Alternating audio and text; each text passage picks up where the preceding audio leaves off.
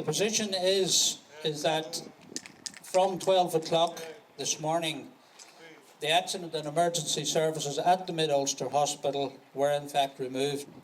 Now, in place in the Antrim Area Hospital to replace this closure is 20 beds. Now, I've been informed that of those 20 beds, there are in fact 10 of those beds that are already in use. So in reality, there is only going to be 10 extra beds put in place after the closure of the services here. The Lord Mayor of Antrim visited the A&E department in the Antrim Area Hospital and decided that he would actually spend an overnight stay in it just to see what the service was like for himself.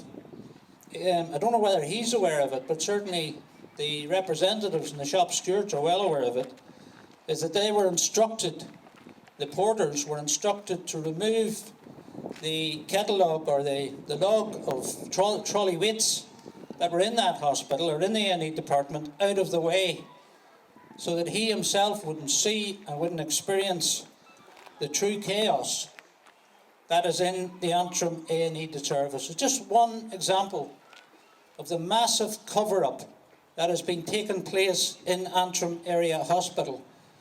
The entire health service and the structure within it that we have today is made up of nothing but bureaucracy, and I honestly believe nothing but corruption to carry out those cuts.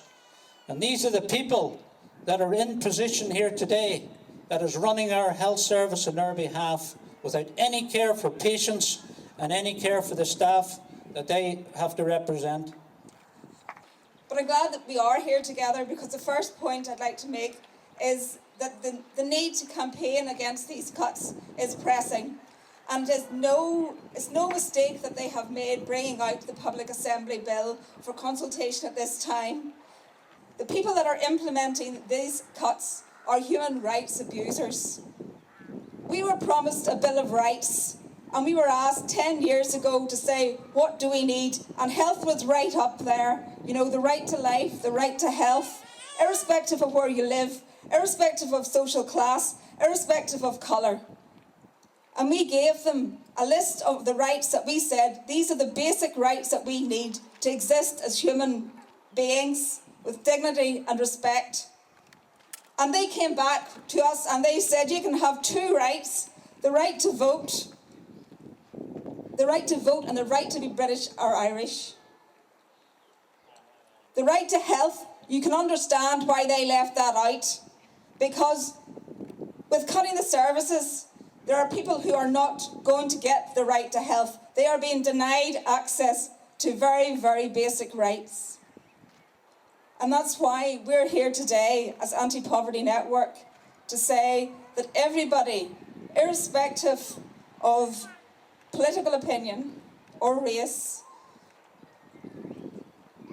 or social class, should be standing together with those most vulnerable and to say, no, stop the cuts, stop them now.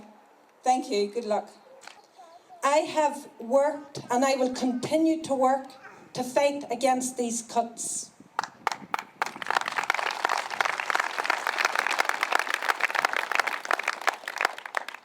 I am such a trade unionist that does not believe in cosy relationships with management and the so-called bureaucrats that cut our services and take our health service away from us with the stroke of a bureaucratic pen.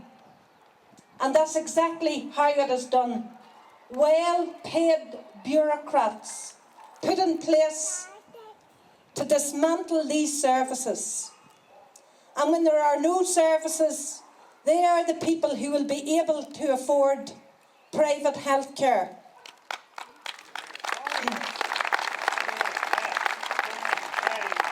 And the rest of us can pick up the pieces and sacrifice and pay for the banks and pay to keep them in their cosy jobs, and to hell with us.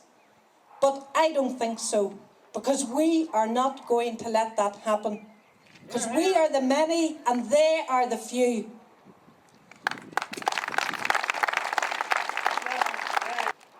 We must fight against these cuts. Because at the end of the day, every single one of us is a potential patient.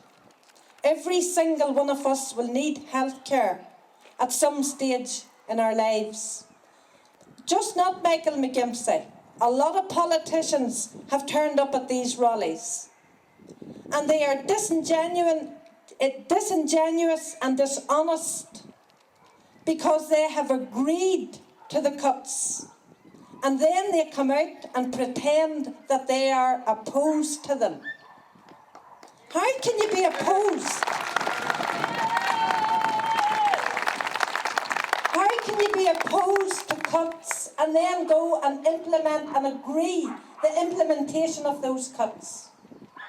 We are not stupid. Do they really think they can insult our intelligence? I don't think so.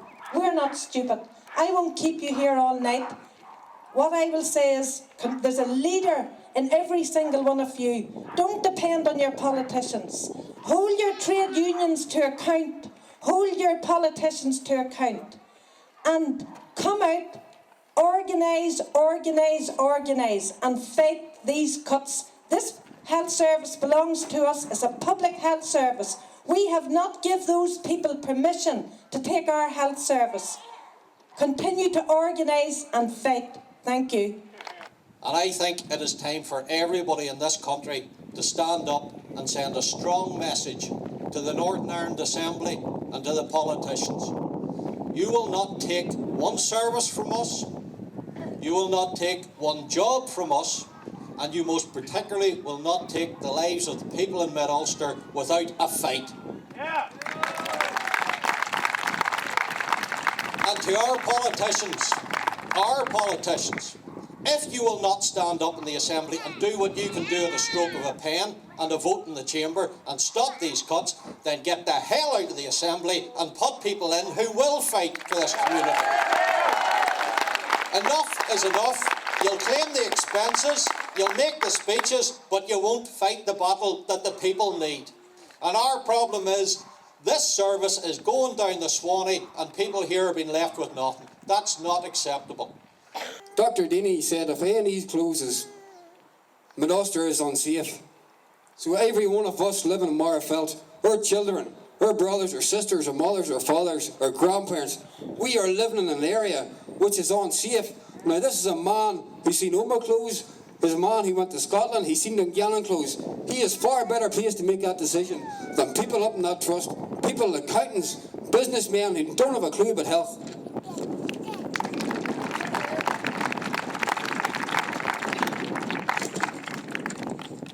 It is unelected people, unaccountable people, making these decisions. Who are they to tell us that we are not allowed a hospital? Who are they?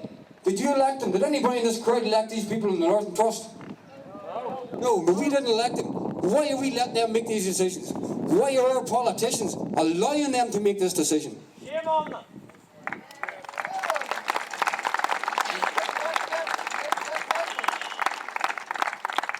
I have spoken to human rights barristers. I have spoken to solicitors.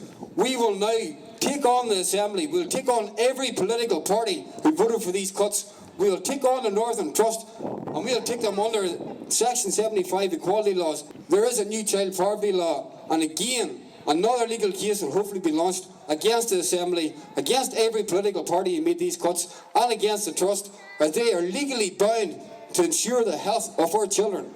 I lived in Omagh when they were cutting the hospital. It is a long, hard fight, but it's going to take everybody in the community to stand together and say no more. And let's not forget, there are elections coming next year. There are council elections, there are MLA elections. We can show our disgust at the polling booths in Mid Ulster next year. We can show our disgust at our MLAs for lying to us on Friday night up there. I invited them to that there based on their word. Their word was that they were going to help. Where's the help now? If you go up that door now, you'll see that sign. That A&E is gone. And people don't know now where to go or what to do when they are sick.